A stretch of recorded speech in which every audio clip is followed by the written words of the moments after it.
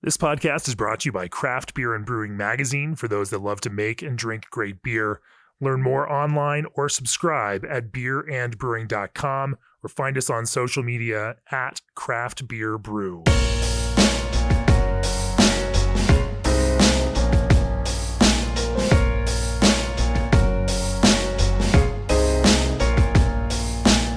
Welcome to the Craft Beer Brewing Podcast. This is episode number 247. And hey, we're coming to you on a Tuesday. That's right. We're kicking off a new addition to our podcast family. New Tuesday episodes twice a month in addition to our familiar Friday episodes. In these Tuesday episodes, we're going to play with new formats like topic-focused roundtable discussions and podcasts with special guests where you ask the questions. We have some very cool things in store and appreciate our sponsors for making it possible to bring these to you. Sponsors like AccuBrew. AccuBrew is a revolutionary fermentation analysis tool unlike anything else on the market, giving brewers unprecedented insight into the fermentation process. AccuBrew helps brewers confirm consistency and avoid problems from batch to batch. From your smart device, you can track and compare sugar conversion, temperature, and clarity, and use that information to continuously improve your process. AccuBrew goes beyond a simple measurement tool. With the AccuBrew system, managing your process and people has never been easier. Visit accubrew.io today for a no-obligation 90-day trial. Also, this episode is brought to you by Rahr Malting Company, celebrating 175 years of the malt of reputation. Since 1847, Rahr Malt has been a benchmark of quality and consistency for brewers everywhere, now offering dextrin malt to help you boost mouthfeel and haze in your IPA, or to show off a jiggly foam stand on a Pils. Available exclusively through BSG at bsgcraftbrewing.com. And for nearly 30 years, G&D Chillers has set the mark for quality equipment you can rely on. G&D stands above the rest as the only chiller manufacturer that engineers your glycol piping for free. G&D also stands alone as the only chiller manufacturer with an in-house team of installers and engineers with 30 years of real-world field labor experience in breweries, wineries, and distilleries. Contact the Total Glycol System Design experts today at gdchillers.com. For this inaugural Roundtable episode, I traveled out to Windsor, California last month and recorded this conversation with Vinnie and Natalie Cilurzo of Russian River, Jean and Florian of Cantillon, and Rob Todd and Jason Perkins of Allagash. The occasion, of course, was the release of their Wild Friendship blend of spontaneous beer from each of the three breweries, and the release was marked by special events in Brussels, Windsor, and Portland, Maine. Without further ado, let's jump right into the roundtable discussion on spontaneous brewing.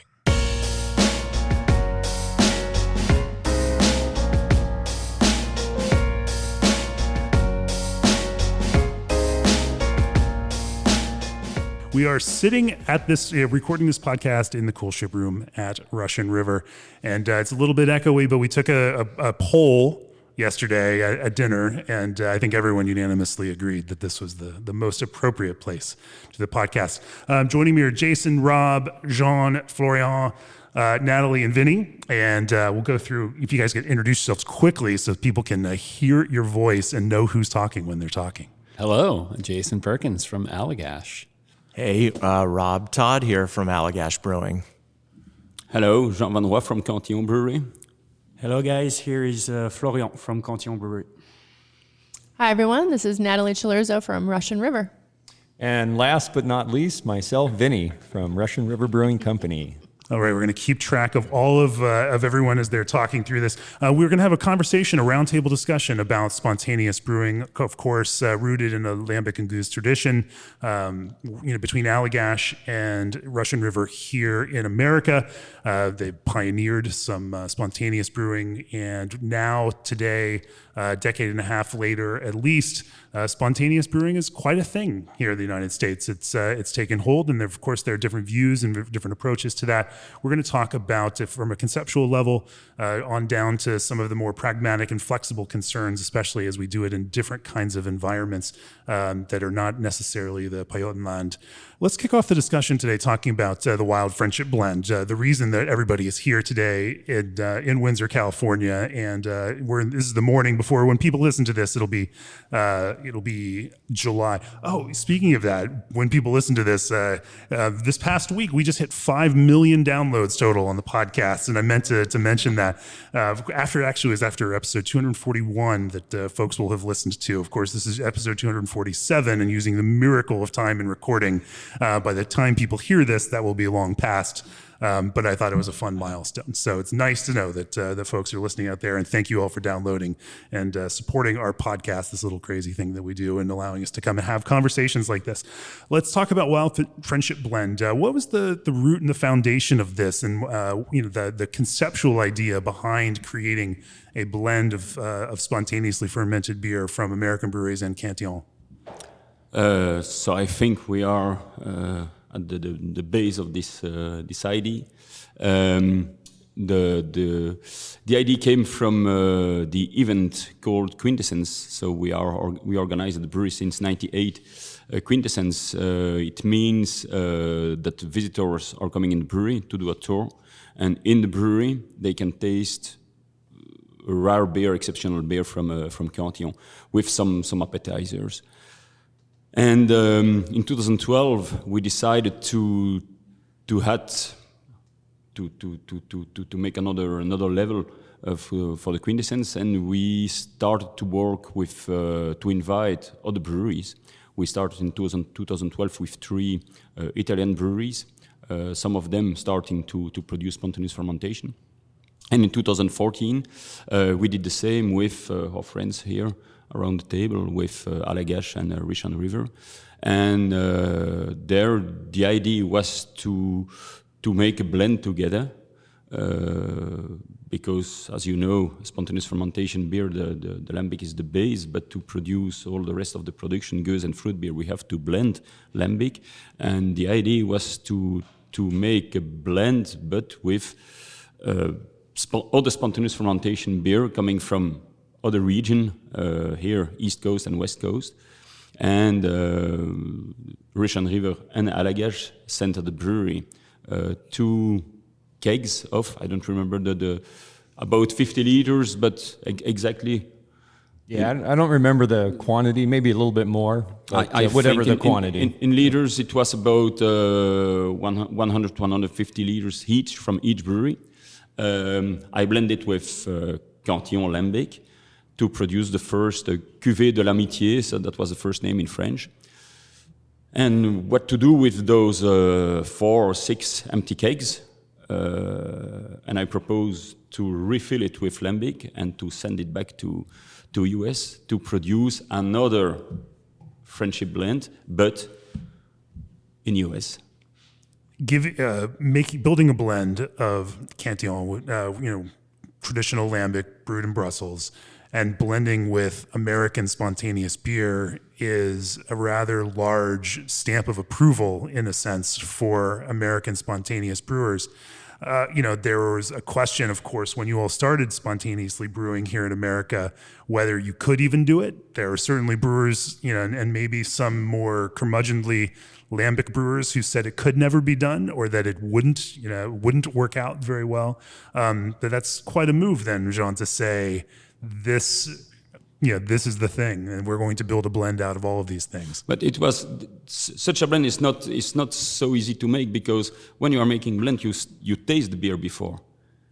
There, Jason, Rob, Sure. Natalie, and Vinnie sent me a beer, so it was the beer to use. I had no other option. And for the first blend, I remember they sent me both beer with lots of character. And He's being very polite. and it was not so easy. And to balance the blend as best as possible, I used old Cantillon lambic, but very soft. Otherwise the final blend should be too acidic, too strong, and so I used a very soft Cantillon lambic, and the final blend was very good, but no one tasted the Cantillon in it. At least not at first. But the second blend, so made in 2019, because the Quintessence we organized last April. 18th of April was normally foreseen for 2020, and was cancelled due to the pandemic. So we made the second blend in December 19. They were very friendly, and they sent me beer with more mellowness. It was easier. You got to give them the right parameters this time. What he's saying is we're better at making spontaneous beer at Allagash and Russian River now. As you tasted that, even for this most recent blend in 2019, and as you were constructing that, like how talk to me about that blending process and the thought process. How would you describe the spontaneous beer that Allagash and Russian River are making, or that they sent you in this time? So the beer was for both of the breweries fruity, mellow, very nice lingering finish. As usual, a bit more breathy for Russian River compared to Allagash. The spontaneous fermentation from Allagash is a bit closer to Alembic, I think, in my opinion. Yeah. What would make it close to, what are those key features the taste, you consider? The acidity, the sourness is more present in the Allagash beer than the Russian River beers. Russian River is more breathy. You feel the breath in it. And then as you think about how to, what of your own beer to pull for that, what did you look for then in your own stock to pull? So the goal is to try to make as usual a beer with the best balance possible. Mm-hmm. And if I remember well, I choose a beer with some wine notes because it was in both beer from Allagash and Russian River. There was no woodiness in it. Sure. And so I choose for a Cantillon Lambic. With a bit more close to some specific wine notes. Yeah. Well, we're going to pour a little bit of beer here. In the process of that, let's talk a little bit about Allagash and the process that you all use. Jean just mentioned that Allagash, that the flavor that you all are producing in spontaneous beer is exceeding very, very close to Belgian Lambic. Rob and Jason, why don't you talk to me about as you decided to get into spontaneous fermentation at the brewery in Maine, some of the steps that you took to try to identify what those key flavor components were that you might be looking for, how you went about building an environment that would produce that. I think there's this misthought in brewing that this is just all a giant accident, that you get what you get. But in fact, when you're talking about spontaneous beer, every brewer Yeah. Yes. I think the mic probably caught that one. I think it did. Sorry for the interruption. Sure. I think there's this misconception that it's just the beer becomes what the beer becomes and that's it. But you all very much build environments in order to produce beer that tastes the way that you want it to taste. And, then built a technique and a process in order, because having it taste that way is an incredibly important piece of this also. Talk to me, as you got into this project and decided to undertake it, what that meant and what some of those things were that you all focused on. Well, I'll start and maybe just talk quickly, although I have trouble talking quickly sometimes, but just about how we got into it in the first place. And then maybe Jason can talk a little bit more about the process and the brewing and the blending. But our story with how we got into this, making these beers, goes back to 2006. And Vinnie and I were invited by Sam from Dogfish, in addition to Adam Avery from Avery Brewing and Tommy from Port Abbey Brewing. Sam invited us all over for a trip to Belgium back in 2006. It was an amazing trip. It was about a week long, and we basically spent the bulk of the time over there visiting breweries that were making lambic beers, spontaneously fermented beers, and we drank a lot of spontaneously fermented beers. It was amazing. And at the very end of the trip, I remember it like it was yesterday, we were at Cantillon, and I was talking with Jean a little bit before we left. With some Mario hop in your bag. Oh, that's right. We brought a bunch of Amarillo hops, didn't we? Jean's still trying to blend that beer away. Good luck.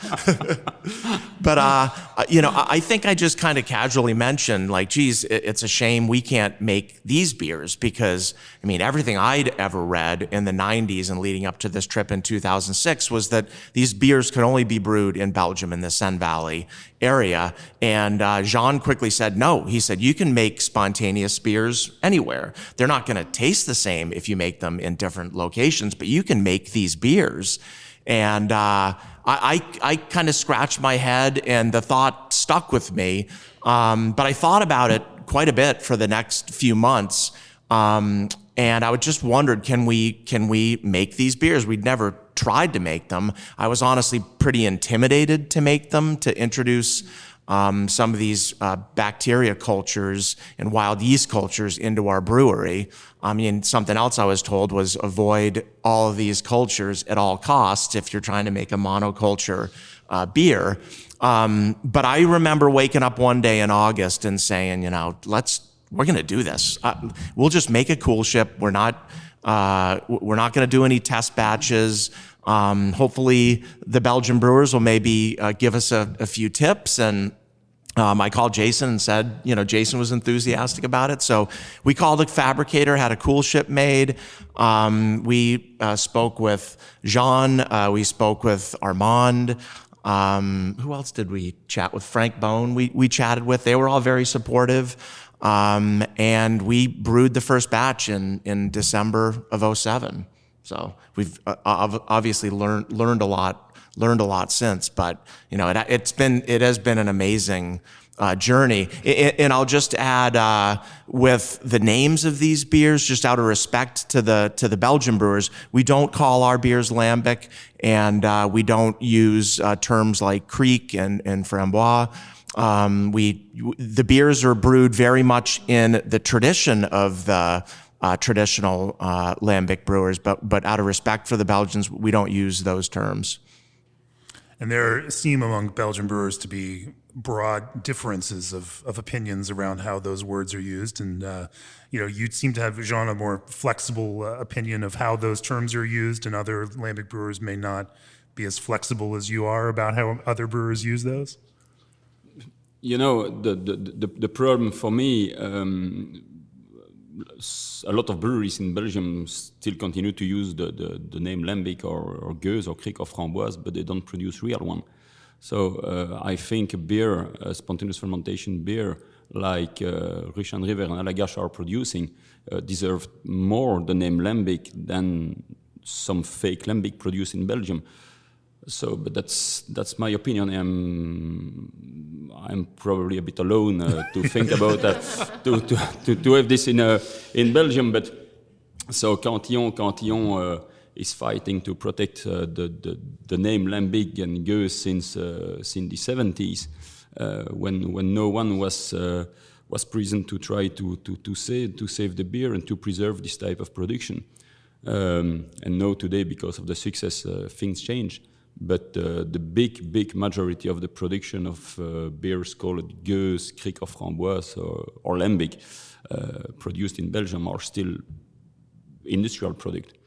So, but they can wear the name gueuse, kriek, framboise or lambic. So sure. That's the problem. But I understand. We have to protect the name lambic, otherwise everybody could start to use it everywhere. I understand we have to protect it, but some lambic produced in other countries deserve more this name than some Belgian lambic. For sure. And I think that if I'm since we're also here in wine country, if we think about the way that wine styles and appellations grow and get protected, generally all of these things take time, and that these things develop over time. Where we are in America, 15 years into spontaneous fermentation, is still rather early in the development of this style of beer in America. And we will continue to, there have been attempts to develop a language, a different way of creating a language around naming these things.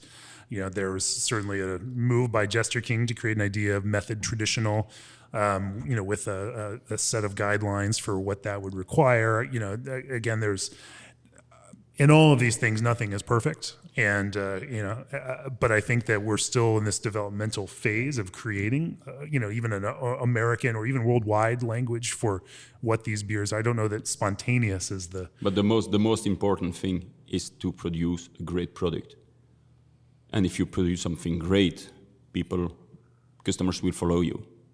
That's the most important. So you don't need to copy a name. You have to produce something great.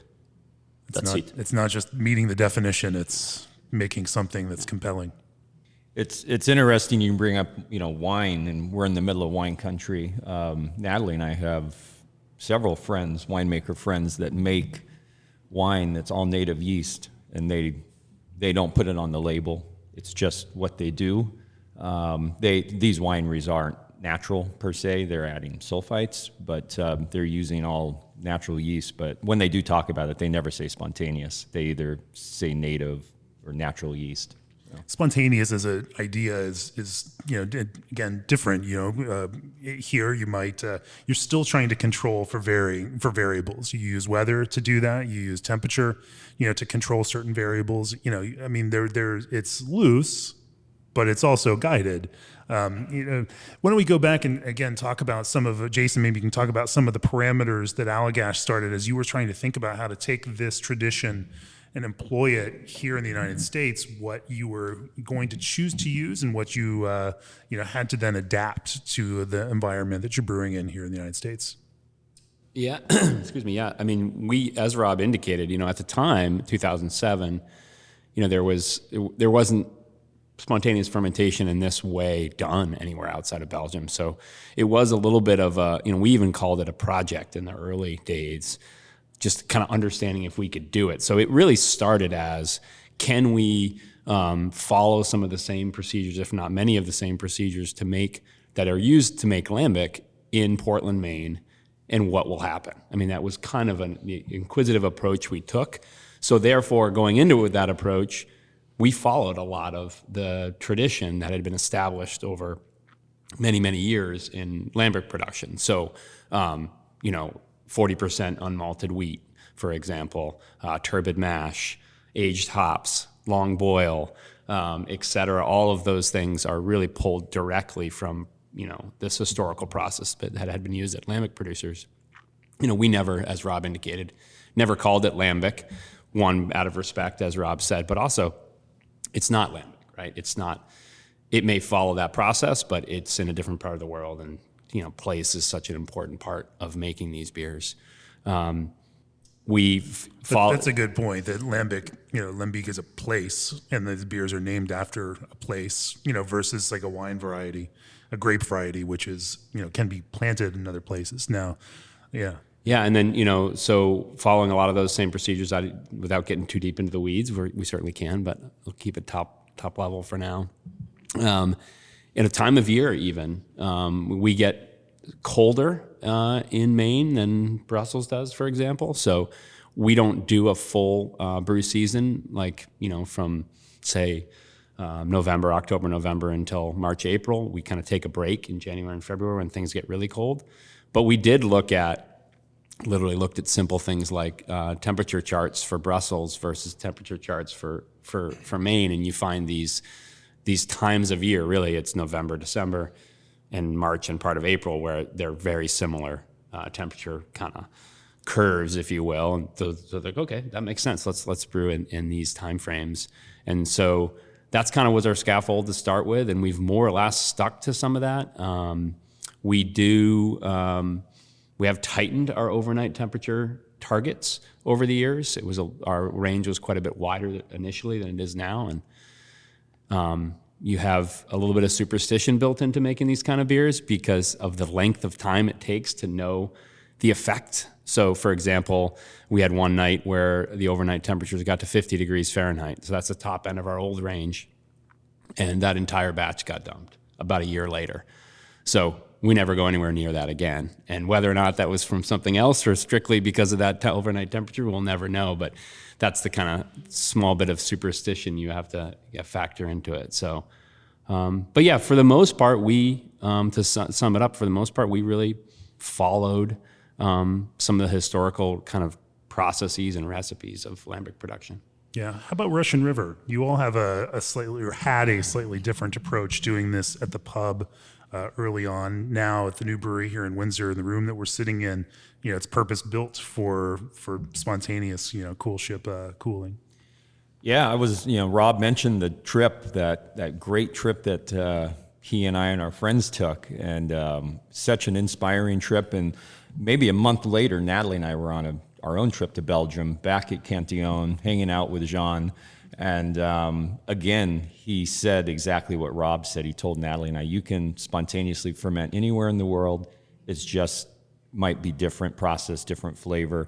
And we took that to heart, came home and immediately took out a row of barrels in the barrel room at the Santa Rosa 4th Street pub and had a local fabricator make a tank. It's not a wide, shallow vessel like Cantillon has, Allagash, or what we see now here in Windsor. It's long, narrow, it was deep. It's what fit in the room. The room doesn't have outside air, so it's just exposed whatever's in the room.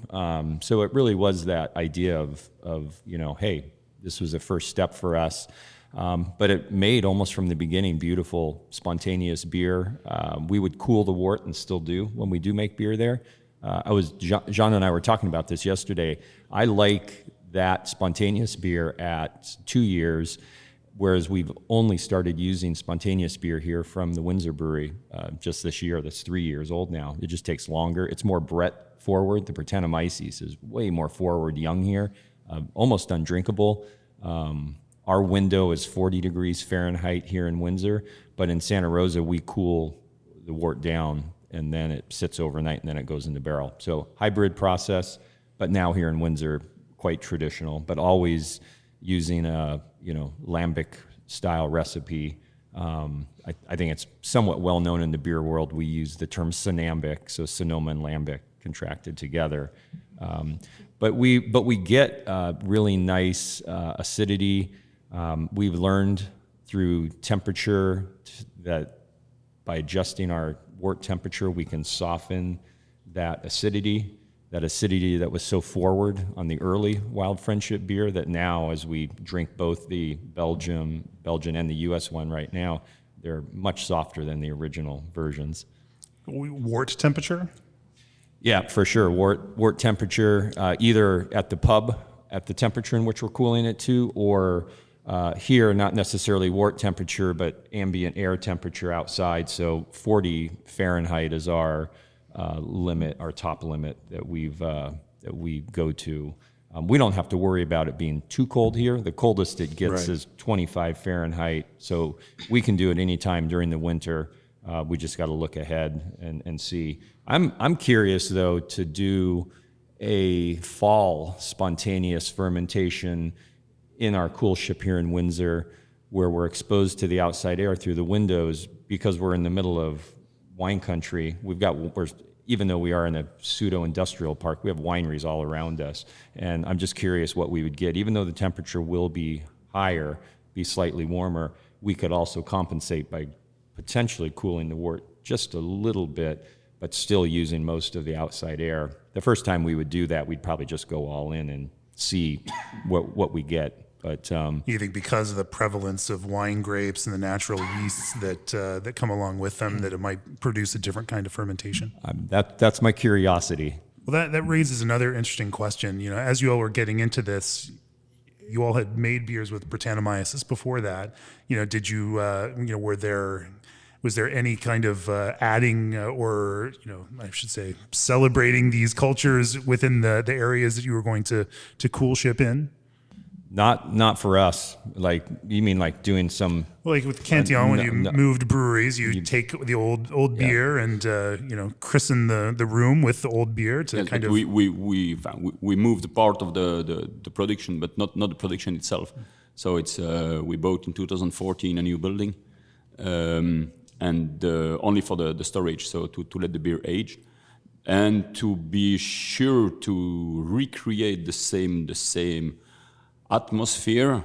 to be sure, you never know with nature, but to give a maximum of chains, we sprayed the walls with wort and with lambic, and 11 first brews we put in a new building.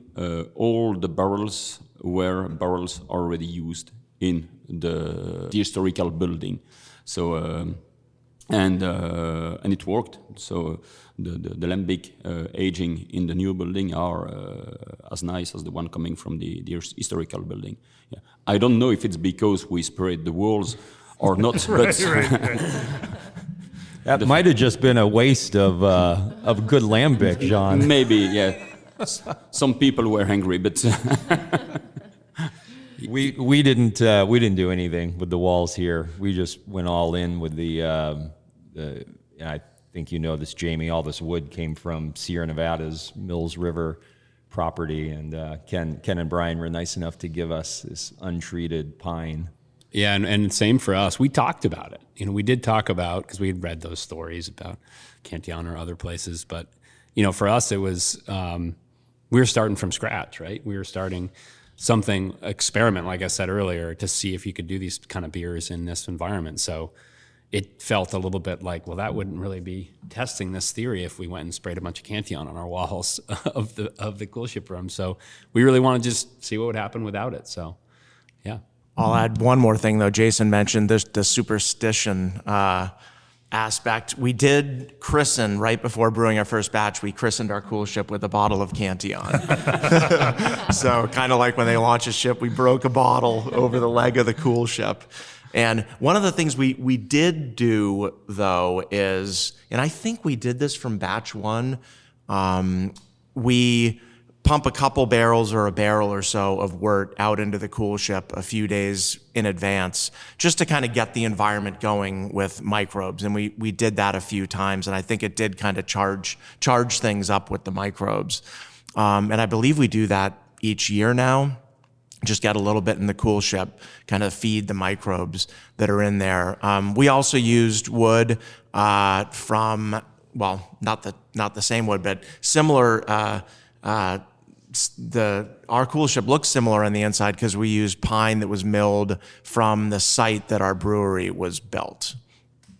And it's a rough cut wood, so I think it does do a pretty good job kind of harboring a culture, probably a much better job than, say, if it was a real cleanable tile. We also christened our coolship in this room with the original Belgian version of the Wild Friendship blend from 2015. We didn't want to waste it, though, so we actually drank the whole bottle. And we didn't want to clean up broken glass, so the bottle sits up there by itself up on the wall. It's interesting to think about the dynamics of spontaneous fermentation through a season, but that is something that I've also heard from other brewers. Jester King has mentioned that the first brew is always the big question, and then further brews help the culture get a footing. I know Chad Jacobson at Crooked Stave with their spontaneous beers, they put everything through the coolship, and he was saying that has helped the culture to develop a foothold to that. Talk to me about that that process as you brew through a season, and how the beers change, and how that fermentation dynamic changes. We also put not just Synambic through our coolship. We'll put portions of Temptation, Supplication, Consecration that then end up in a fermenting stainless steel tank. So we're putting more than just Synambic through it. A part of that is to help get the room charged up, get the wood full of the bugs and critters and whatnot. I can speak to our very first batches in here, weren't that good. They were very one-dimensional. They were very, very phenolic. We definitely dumped a few batches, and then in time the room got a little more lived in, if you will. The walls became inoculated, I guess, through the steam, and now we have pretty consistent flavor profiles coming out. But again, as I said earlier, it's a very slow aging process for us out of the wort we're getting from here. I don't. That first brew of the year, then when we spontaneously ferment, is always a little bit of a to roll the dice. Not because of anything else, other than when you think about even Allagash and Russian River as, you know, two of the earlier adopters of spontaneous fermentation in America in modern times, like we still haven't done it that long compared to these guys. So, How about you? I don't remember the first batch at Cantillon. I'm sorry, but I'm an old guy. But in '39, I wasn't there. But even in a season, you know, that first batch will perform, you know, it'll ferment at a different rate or a process. When we restart the season, the first batch is always a bit special. Yes, it's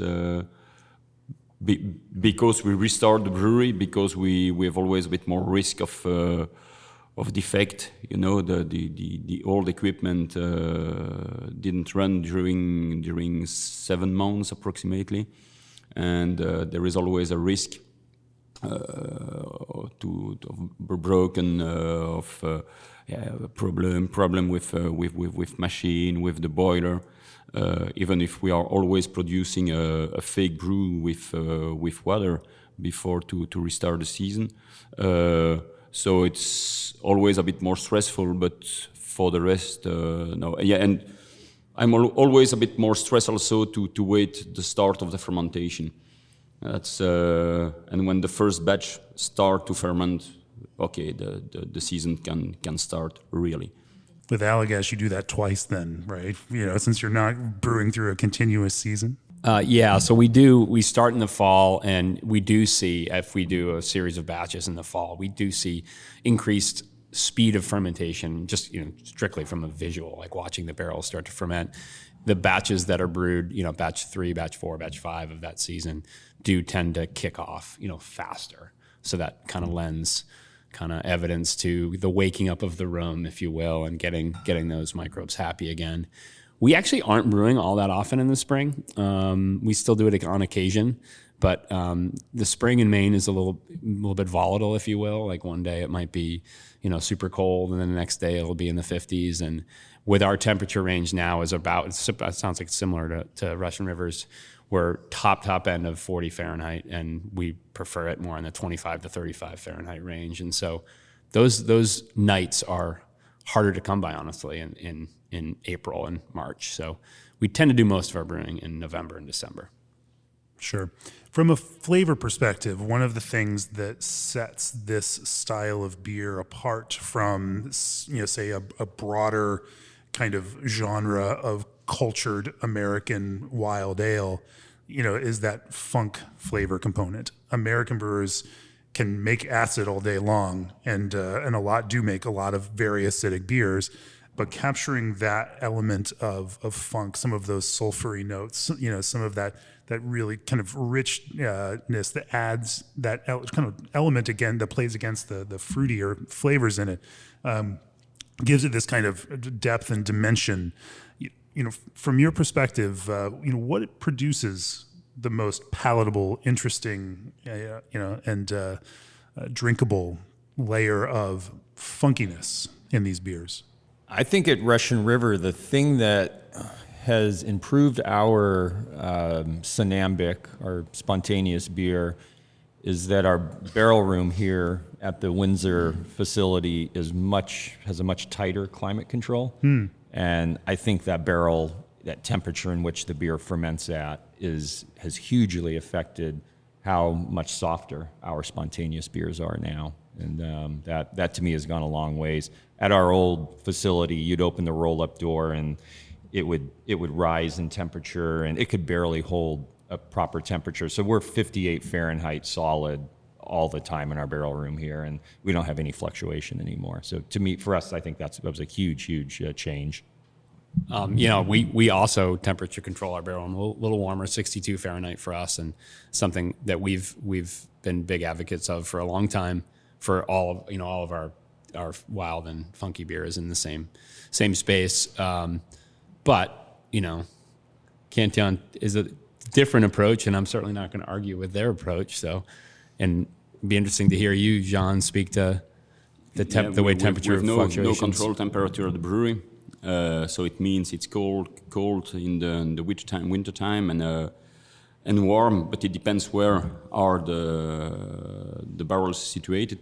If they are at the second floor, we can reach 30, I'm sorry, I will speak in Celsius. We can reach around 28, 30 Celsius, which is warm. In the basement, it's always around no more than 20, in between 22 and 24, and that's not a problem.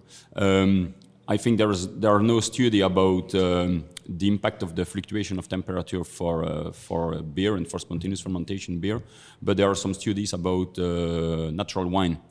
And it seems that the difference of temperature brings more character to the wine.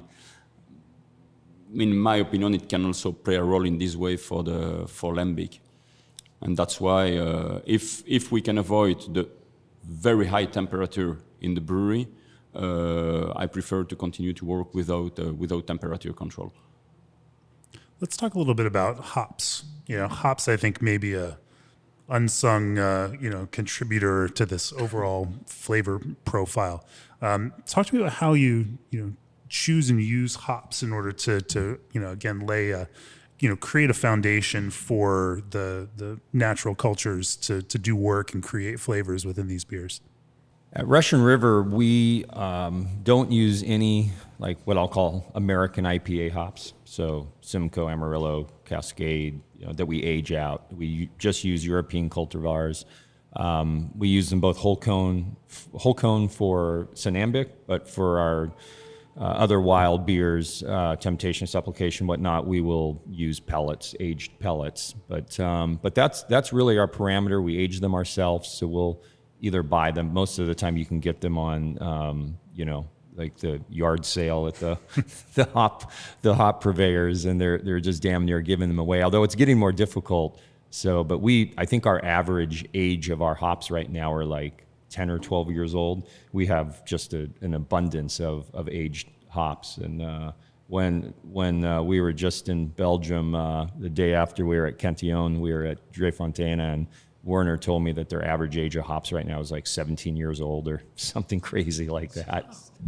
We also use almost exclusively Hallertau. We've been aging them ourselves for years now, and actually kind of buy the bales, age them ourselves on site. We are trying to incorporate in some main grown hops as much as we can, but there's not a lot of that going on in general. So trying to do a little bit of that. But it's also thinking back to 2007, Rob mentioned, it was August that we decided to do it. And then it was late November, December when we started brewing. Obviously, we're not going to be able to age our own hops in that time frame. And Hop Union, at the time, why they did, I'm not sure, but they had like these bales of Hallertau hops that were 5+ years old. At 20,000 pounds, Ralph Olson. Yeah. I think he gave us each a bale. Yeah. And so it was like kind of, I still don't know really exactly why he set those aside, because they couldn't be used for any other purpose other than that, and no one was really doing that stuff back then. So maybe he was predicting something that was coming. I'm not quite sure, but there is this flavor window where the hops hit that really horrible cheesy note, and you got to be patient, at least with what we see. I'd be curious to hear what Jean and Florian say, and then it kind of drops off and actually becomes a little more grassy, and you sometimes get these little citrus notes and whatnot in there as well that I think add to the complexity, and there's definitely a difference. But thankfully Ralph had those bales, and then those very first hops we cut off like 20 pounds off the bale and put them in the boiler room to age them quicker. I think it depends the way you let age the hop. You can have cheesy flavor after 2 years on some hops, and the same after 4 or 5 years. So I think that the way to keep it is also very important. At the brewery, we are always working with 3 years old hop. The end of the season, for example, it was a mix of 2 and 3 years. Naturally, only noble hops, Golding, Allagash, Saaz, Erzbrucker. But my dream is to try to restart a production with the original hop used by the ancestor, and it was a fresh hop, very low in alpha. The variety was called Quang Yu. No one cultivates it no more because it's no more rentability. So it's the production is so small, and I think the plant is growing also very, very slowly, that no one wants to reproduce it. It's a question of business, but could be nice to restart alembic production with the very old type of hop and used fresh. Do you know what the beta acid was on that hop variety? No, I know that but Was it? Do you know? Was it high, or was it just average? no, it was also low. It was, yeah. Because there's an interesting variety. Alpha was around 2, if I remember. Yeah, there's an interesting variety that's more of a decorative variety here in the States called Tea Maker. And one of our grower partners at Allagash in Russian River grows a little bit of it. It's very low alpha, but it's quite high in beta. And my thought is that might actually inhibit too much bacteria growth. It's interesting that you're still only aging hops for 3 years. You know, this American approach is aging them far more, than that. Why? But even time to time we are working with aged hop, but in a vacuum pack, and so we have right now at the brewery hop from harvest 2007, but in vacuum. So this hop is fresher than the 3 years old hop, aged in a big bowl. And when we use a bit too much of the 2007, we produce, but you taste it only after 1 year, on a 1 year old beer. The beer is a bit bitter, a nice bitterness, and I like that. I like when it's a nice hoppy flavor. If it's well balanced with the sourness from the lambic, I like it. That's and I always use some in a blend. You don't taste it in the final blend, but I'm not a brewer who refuse to use something too hoppy. We produce hoppy beers like Iris and Cuvée Saint-Gilloise. And when it's the right balance between sourness and bitterness, for me it's always a very, very good deal. Can I hijack real quick? How do you pass this like family tribal knowledge on to Florian? Like how's that? Just are you just in the brewery every day, Florian? Or So no, it's been 6 years and a half that I'm working over there at the brewery. Really like it. That's maybe a bit difficult in the beginning with my father. Most of my fault, I have to say. But I can admit it right now. But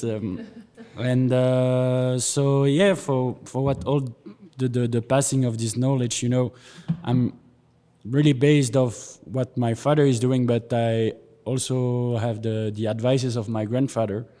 And trying to take both, put them together, and adding a bit of my point of view also, but I'm still learning because I think everybody around this table knows it. Like spontaneous fermentation and lambic is something you cannot learn it at school. To make beer, you can learn it at school. You can have lessons about it and everything, but it's so special what we are doing that you just have to be at the brewery and learn it directly like that, and it takes time. So now it's been three years that I'm brewing with my father, and now we will try to take part at the blending also. That's maybe the most difficult part of a lambic brewer, to find the good batches, the good barrel to blend it with others, with fruits or whatever. So yeah, it takes time, but it's a pretty funny journey for the moment. So pretty happy. All I could think about was when you said that like it was difficult early on. I just thought of Brian and Ken Grossman right there. Yeah. Right. But he has the passion, and that's the most important thing. If you have passion, it's you need it for lambic, passion and love, and he got it. Since we were in Belgium and talked back in February, I've watched the bottle conditioned documentary on Belgian lambic, and it seems like you had a similar experience with your own father, as the brewery was passed. Sure, it's a familial company. It's not we're not speaking about a brewery. It's I think it's always a bit difficult at the beginning. With in between father and son, and it was also not so easy 30 years ago when I started the brewery, and moreover because I was alone with my father. In the late 80s when I started, we produce only 9 brews per season, 45 today, and so I was alone with my father. It's probably quite more difficult, dad and son, and Sure. that's it. Well, let's zoom out a little bit and talk about spontaneously fermented beer in general. It seems like, especially in America, we went through this surge of and the interest boomed very quickly when it became a thing that American brewers realized that we can do. And there were a lot of there's a lot of excitement about this, and let's come in and try this and keep pushing and pushing, and it seems now that we've hit this kind of now that everyone we're some of the excitement of just being able to do it is starting to fade down, and we get into some of this hard work of how do we continue to make these compelling things and tell a compelling story, not just to beer people but also to the broader world of fine beverages. That this is this kind of heightened experience of beer, and that there is an artistry and a beauty, and this natural and blended approach to this. How do all of you now continue to tell that story and find a way to connect this thing to the people that will ultimately buy and drink these beers? Well, if I understand your question correctly, it's to basically how do we keep the customer engaged and keep them interested in this particular style of beer? There's, I think that there was the because we can excitement, and now that lasts for a while. Yeah. And I think like everything, you could always just make something hoppier or make something more sour or make something more intense. But we're in this period where that alone doesn't sell those beers anymore. Yeah. That figuring out how to make it compelling, but also connect it in a deeper way becomes an important way to build that consumption. Cantillon does that with this story that is connected very deeply to beer consumers around the world. Yeah, well, I think Allagash and Russian River are quite different business models than Cantillon and all the lambic brewers in Belgium. I mean, are making spontaneously fermented beer is not our core line of products, if you will. It's a kind of small percentage of what we do. So I think at the end of the day, we do it because we love it, because we're passionate about it. And we're not really concerned so much about if the consumer is as equally as passionate. But I mean, just like getting together and, we had so much fun, and it was such a joy to be together for the original Wild Friendship blend experience and having our events and, going to Belgium for Quintessence Day. And that was 7 years ago. And so here we are all these years later doing it again because we enjoyed it, because we are passionate about it, because we're similar minded people who, if you brew what they love, people will come, they'll follow you on your journey. We don't really market these things or, I think just having this special event today, for example, we have about 250 people coming at between 3 and 9 o'clock this afternoon to come and drink lambic and spontaneously fermented beers and meet Jean and Florian and Jason and Rob and come and check out Russian River. And so, so there's 250 people who are excited about it, and we're really happy about that.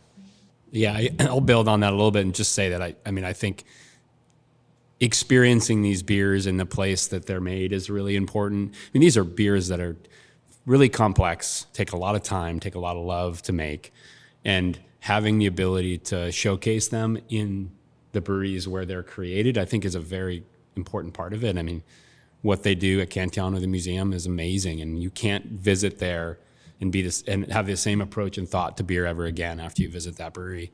And, sitting in this beautiful room that, Vinnie and Natalie have constructed, and this experience here is part of it. It's hard to have somebody pull this beer off a shelf in a store and really understand what goes into it. So having experiences like this today, having the museum, and we at Allagash have kind of stopped having visitors during the years of COVID, and that doesn't help. That doesn't help to tell that story about the love that goes into these beers. And so as that starts to come back, giving people that on-site experience to truly understand what goes into it is so important. Yeah, the tour at Russian River ends in the coolship room here. We have a bar in our coolship room. In fact, the night before we came to the brewery, so like 2 or 3 nights ago, when everyone got to town, I mentioned, you'll be pouring during the event at the bar in the coolship. He goes, "Your coolship has a bar?" He's like, maybe 2 people can fit in our coolship room. I mean, no, but I can't believe it. But our tours, a fake one. Our tours end here. It's like the crescendo of the tour to see the coolship and to tell the story of how these beers are made, the wood on the wall, why is it pine, why does it need to be a porous type wood, so on and so forth. All those things that most of the visitors that come here have no idea about. And now we're incorporating our spontaneous beer, our Sinambic, into other beers as well. And I know Allagash isn't just making the coolship beer, they're making other variants of it. And so we're using our Sinambic in other beers as well. And that's allowing us to hopefully keep making more of it as well. Yeah, I mean, I agree with everything everyone's saying. And I think, when you look at what drives us just culturally at the brewery, innovation and curiosity, they're just so important to us. We have a pilot beer program at the brewery where if anyone, it doesn't matter what department you're in, if you have an idea for a beer, you can go to the pilot brew team and propose it. And we literally have 100 new recipes every year. We run that little pilot brew system twice a week. So, and I think these spontaneously brewed beers are really the reason we got into it was just out of just this, the curiosity and innovation component of our culture. And I mean, we're lucky. We're a family-owned business.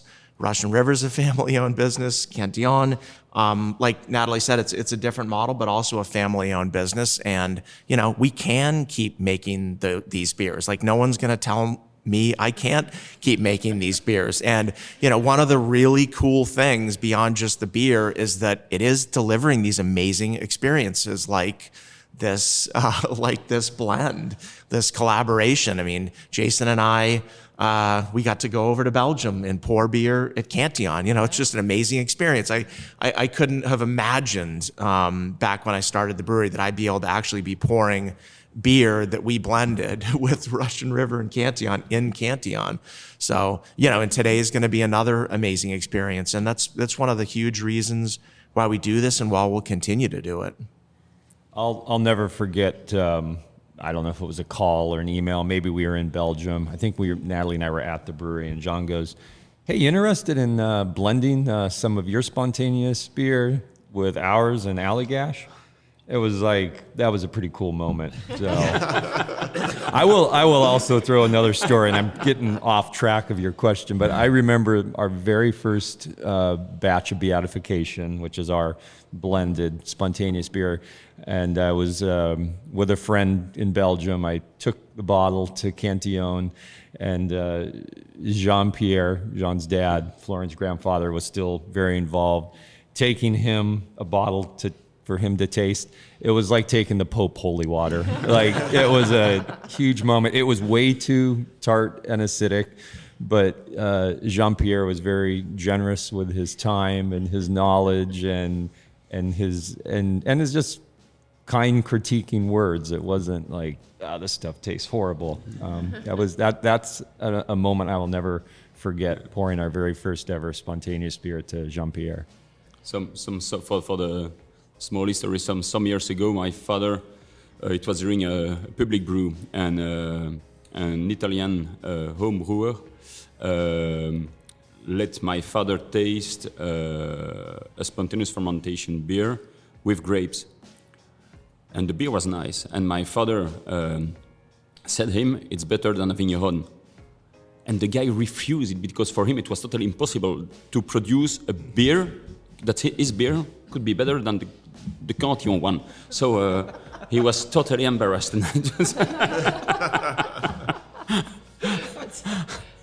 That's an odd reaction. That must happen more often these days with you, as other brewers want to share with all of you all, share their spontaneously brewed beers. But to continue here, I think I said to produce such a beer we need love and passion, and that's why it's so nice to blend our beer all together, because we blend passion and love coming from different places in the world, and that's and the best way to taste this passion, this love, is to taste the beer and to taste it in the brewery. That's why Quintessence or Wild Friendship. Yeah, if you have the possibility to taste it at Cantillon Brewery, Russian River, or Allagash, it's always different. It creates that memory and that experience that you will always associate with these flavors. Sure, I think that's a great place to bring this to a close. A quick thanks to all of this episode's sponsors. AccuBrew is a revolutionary fermentation analysis tool unlike anything else in the market. Since 1847, where malt has been the benchmark of quality and consistency for brewers everywhere. And for nearly 30 years, G&D Chillers has set the mark for quality equipment you can rely on. Also, your magazine subscription directly supports our ability to bring you this podcast each week. Go to beerandbrewing.com, click on the subscribe button. Let us know this content matters to you. Thank you all for allowing me into this little sanctum of spontaneous brewing here in Russian River, and thanks for sharing your thoughts on spontaneous brewing with all of our listeners. Thank you for joining us, Jamie, and we look forward to hanging out for the rest of the day. We're going to drink some more Cantillon, Allagash, and Russian River for the rest of today. Yeah. Thank you again for joining us. This is going to be a great day today. Yeah. Cheers to all of you. Thank you. Cheers.